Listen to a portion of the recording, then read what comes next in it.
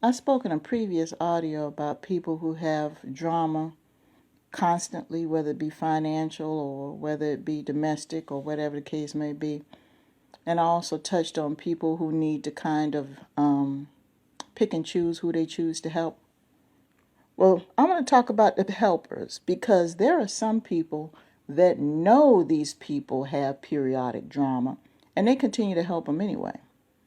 I mean, they'll go around and complain about it, but they'll turn around and they'll go ahead and help them anyway. Already knowing in the back of their mind that the second week of the month they're going to come to them, or that they're going to ask for a last minute babysitter, or they're not going to have enough bus or train fare to get to work and that they're always going to need a ride. They already know this. But on the flip side of that, on the other side of their mouth, they'll talk about how there's too much of a stress and strain, how people already need them. Let me tell you, these people want to be needed. That's why they're not trying to do anything to help this person do it for themselves. I know it's a form of emotional manipulation, it is. And also, these people, it feeds their self-esteem to know that they can help somebody. There are some people right now from sunrise to sunset, they don't feel that they are valid unless they're helping somebody in distress. It's true. And if they happen to have a quiet day, they'll look for people who are in distress because that makes them feel like they're whole. It makes them feel like they're somebody. And little do they understand is that what they should do is go ahead and help them do it for themselves, but they don't want that. They want that person to become dependent on them, basically. Let me give you a case in point. I'm sure some of you can relate. Let's go back to the person who has troubles every single month. Let's say that you've got a cousin or whoever is on disability. Now, they're getting that check every single month. They might be getting a check from the government. They might be getting a check from the job. So let's say they're getting two checks, okay? One from the job where they had the accident, and the other one from the government because they qualified, okay? They get one check on the first. This is a hypothetical. They get one check on the first of the month from the job, and they get the other check from the government on the 5th of the month, okay?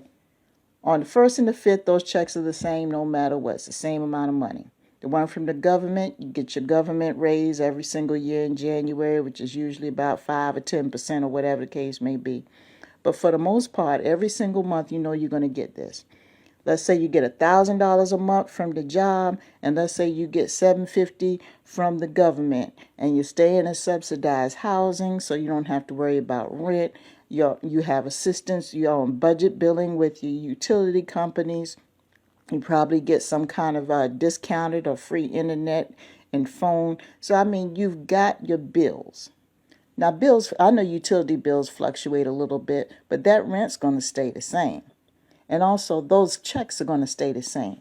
If you know you got $1,750 coming in every single month, and you got 30 or 31 days out of the month, you already know that no extra money is coming in, and whatever's extra is extra. Then tell me why the 15th of the month, every single month, you broke. When you know nothing else is coming in officially. You see, I said officially.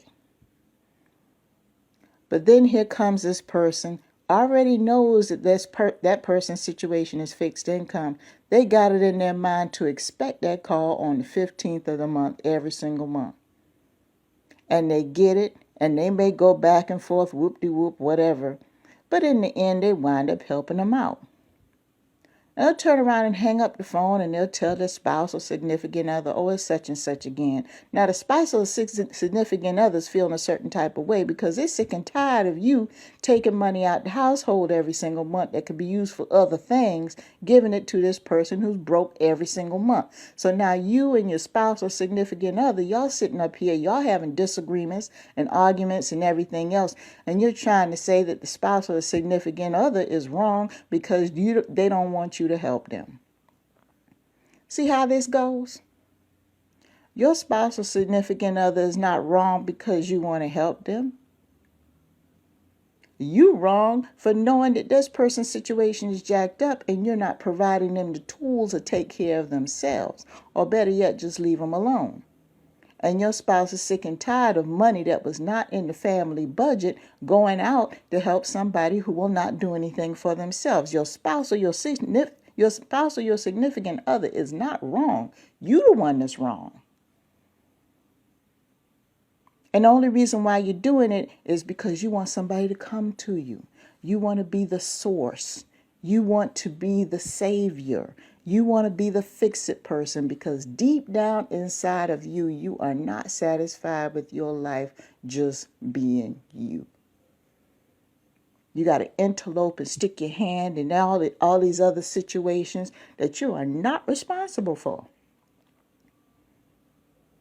So, of course, your spouse or your significant other has every right to be upset because they're trying to figure out what's going on in your head where you feel this compulsory need to help somebody out of a situation that's really not all that.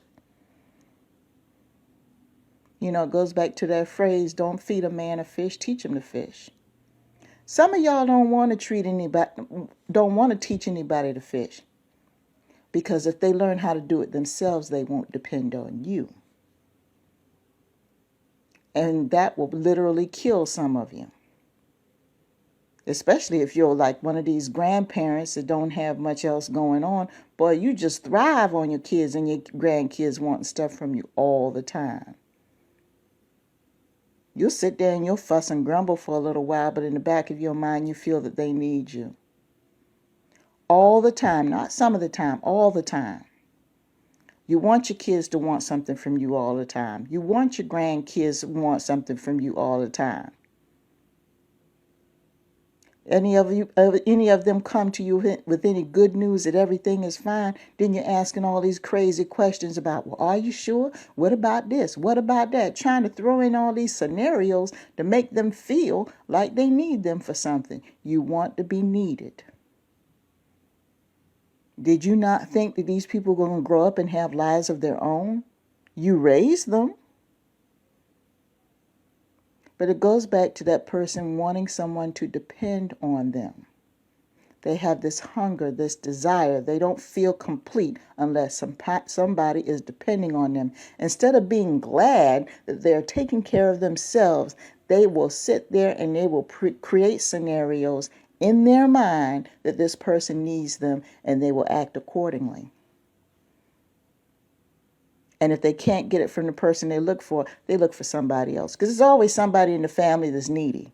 Always somebody. In everybody's family, there's that one person that's needy all the time. All the time they need help. And so they'll seek that person out. But you got to think about the consequences of that. Because what's going to happen is there's going to be a time where you're not going to be able to help them. You're going to need some help. Who's going to help you? See, you've been so busy being in control of people who could not take care of themselves. When it was time for you to be cared for, they don't know how to take care of you because you didn't let them take care of themselves. So with that being said, I'm going to let y'all go. Have a great day.